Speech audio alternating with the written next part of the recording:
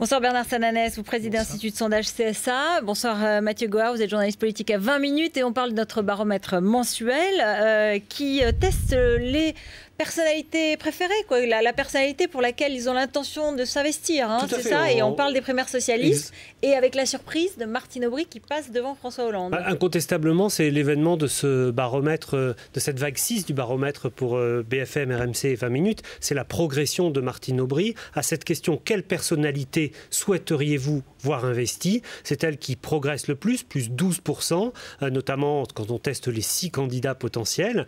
Et donc, dans ce qui ressemble à une configuration de premier tour, mais qui encore une fois n'est pas de l'intention de vote, elle devance aujourd'hui François Hollande auprès des électeurs socialistes qui disent qu'ils iront, des électeurs de gauche, qu'ils iront certainement ou sûrement voter. Ce n'est pas le cas auprès des électeurs socialistes où François Hollande reste devant. Alors on va faire la différence et on va parler de la primaire socialiste. Mais Martine Aubry n'est toujours pas candidate et elle a déjà dépassé, en tout cas dans ses intentions de vote. C'est intéressant. Il y a une envie qui s'est créée, parce que ça fait des mois, pratiquement depuis l'automne 2010, depuis que Ségolène Royal s'est présentée, qu'il y a beaucoup de voix au Parti Socialiste qui s'élèvent pour lui demander de se présenter à Martine Aubry, d'occuper le terrain pour ne pas décrocher dans les sondages. Et elle a toujours joué la carte de la patience, de la première secrétaire qui respectait le calendrier.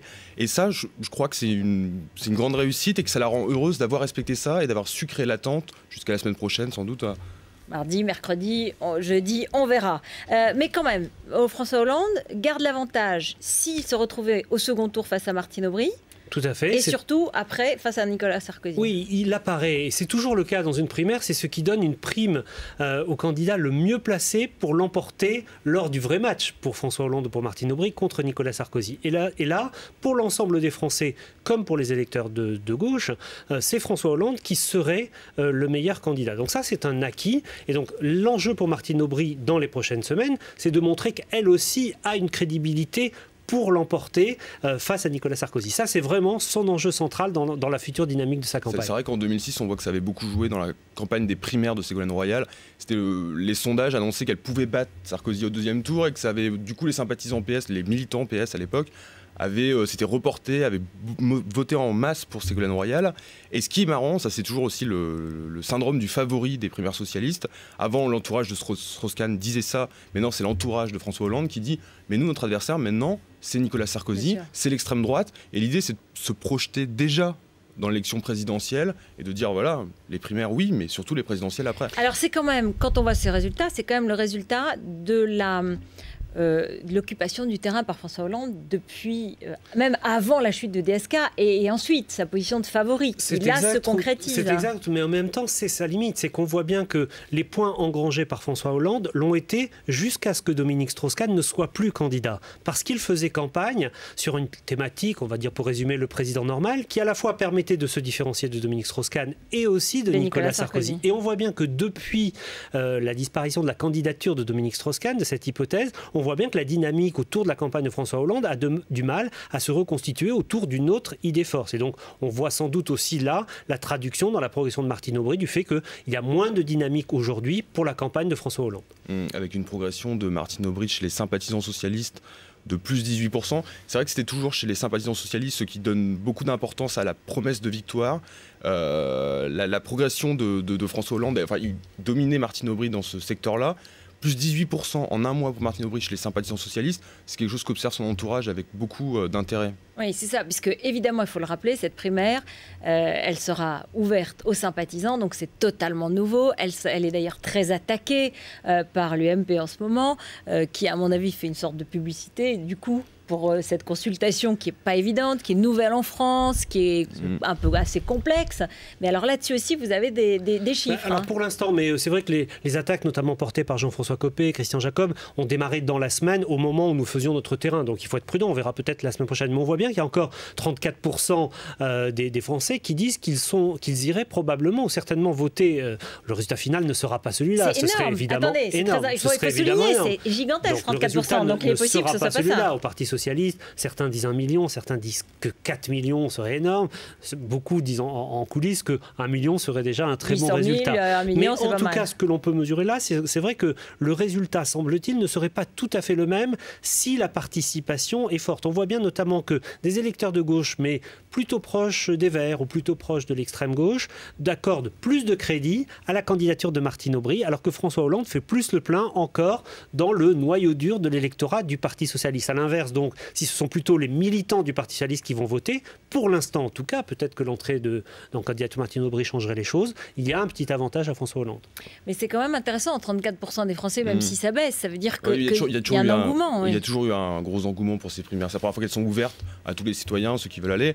Le timing des attaques aussi, parce que c'est vraiment des attaques et juste une semaine, 8 jours, 10 jours avant que Martine Aubry se présente. Lundi, il y a conférence de presse de Nicolas Sarkozy. Mardi, il se déplace. Il y a quand même voilà, le timing. Un encerclement, il y a une tactique d'encerclement. Ouais, en tout cas, le timing est intéressant. Oui, et on va voir effectivement dans une prochaine étude quels seront les résultats là-dessus. Alors, autre renseignement très important, les intentions de vote au premier tour de la présidentielle. Et moi, ce qui m'a frappé, c'est le recul de Marine Le Pen. Alors, c'est vrai qu'on avait mesuré dans la dernière enquête notamment une stabilisation de Marine Le Pen. Là, il y a un recul. Alors, vous savez, on teste beaucoup d'hypothèses, mais ce recul est entre 2 et 3 points. Donc, il n'est pas complètement peu significatif. Hein. C'est un vrai recul. Et surtout, dans le même temps, ça corrobore d'autres indicateurs que nous avons, où on voit bien que Nicolas Sarkozy remobilise un tout petit peu le socle de son électorat, dans l'électorat UMP, auprès des personnes âgées, auprès des artisans et indépendants. Donc on voit bien qu'il y a vraisemblablement un peu de vase communicant entre des gens qui étaient intéressés par la candidature de Marine Le Pen. Je précise qu'on l'a vu dans le tableau que François Hollande donc arriverait en tête. Hein, dans Juste ce que je voulais souligner sur les sondages, c'est qu'on lit dans la presse, dans des articles d'analyse, etc., que, alors je parle souvent de contrôle, mais que c'est entre 30 et 35% des Français ont décidé pour qui ils voteraient à la présidentielle. Donc il y a énormément d'indécision qui doit jouer sur le vote Marine Le Pen, sur le vote Nicolas Sarkozy.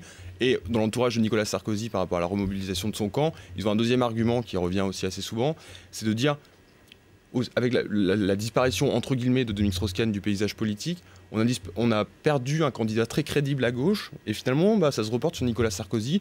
C'est une façon de dire que Martine Aubry, François Hollande et tous les autres ne sont pas crédibles, mais on l'entend de la part de députés de la majorité. C'est vrai. En même temps, juste un point, c'est vrai que cette vague affaiblit un tout petit peu la tactique de l'entourage de Nicolas Sarkozy pour affaiblir une candidature de Jean-Louis Borloo. On voit que Nicolas Sarkozy progresse légèrement, que Marine Le Pen recule et que Jean-Louis Borloo fait un score autour de 10%. Donc l'idée de dire qu'il peut y avoir un risque de 21 avril à l'envers si la candidature de Jean-Louis Borloo s'installe, en tout cas, il faut être prudent, vous avez raison, au moment où nous photographions l'opinion, ce risque-là semble s'éloigner. Peut-être que ce ne sera pas le cas dans les mois prochains. Il faut remarquer clairement qu'il y a autour de 20% au total pour l'ensemble des candidatures de droite et du centre, autres que Nicolas Sarkozy. C'est un pôle énorme, c'est les 18% et demi de François Bayrou de 2007. Donc, et là, il se disperserait entre François Bayrou, Jean-Louis Borloo et les autres. Alors c'est un effet paradoxal, parce que je trouvais ça intéressant dans le sondage qu'on a publié ce matin et que vous avez diffusé aussi, c'est de montrer que la candidature Borloo se stabilise à la hausse, autour de 10%. Et dans un coup à 2 bandes, on pourrait se demander si Nicolas Sarkozy n'a pas intérêt à ce que Borloo fasse capte les voix du centre, parce que c'est finalement celui qui se rallierait le plus facilement au deuxième tour. Donc de le laisser y aller, puis éventuellement au deuxième tour de le récupérer. C'est encore les coups à 2 bandes, les analyses, voilà. Oh, bah, ça fait partie de la politique. On voit bien qu'il y a la bataille des primaires socialistes, il y a la bataille des Verts, et il y a la bataille du centre. Dans la bataille du centre, aujourd'hui, Jean-Louis Borloo a un avantage sur François Bayrou. François Bayrou n'est pas out, hein. Il maintient son score entre 5 et 7 points en fonction des hypothèses, mais c'est vrai qu'il y a aujourd'hui un intérêt pour la candidature de Jean-Louis Borloo, qui mord plus sur un électorat central, sans doute aussi sur des électeurs mais comme le disait Christine Boutin en quittant ce plateau il y a un instant, il n'est pas encore parti, Jean-Louis Borloo. Merci beaucoup à tous les deux. Merci. Tout de suite, c'est le 20h de Thomas Soto, la météo de Philippe Verdier.